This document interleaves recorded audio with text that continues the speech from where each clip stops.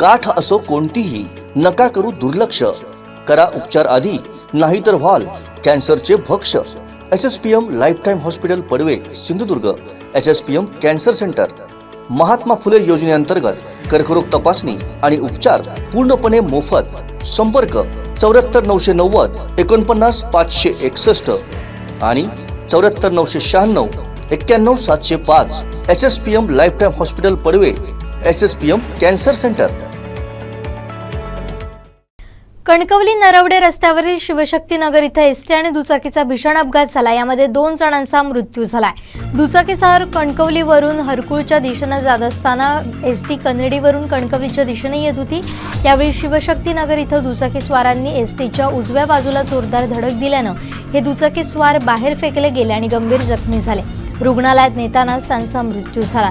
घटनेची माहिती समजताच घटनास्थळी कणकवली पोलीस निरीक्षक अमित यादव यांनी भेट दिली आणि पंचनामा केला.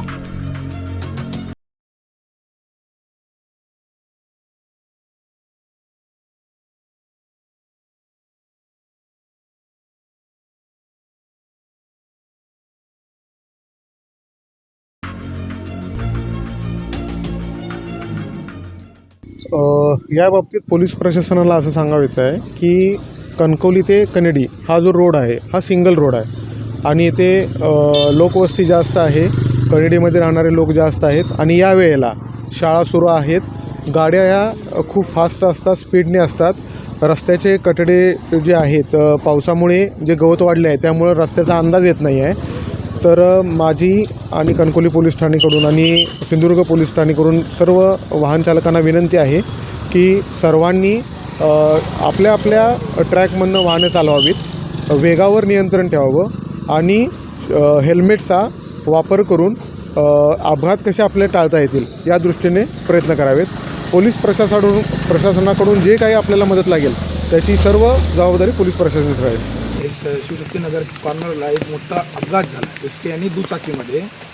तिथे 2 माणसं अत्यंत वाईट अशा आणि जखमी अवस्थेत 2 व्हीलरमध्ये अडकून पडली होती.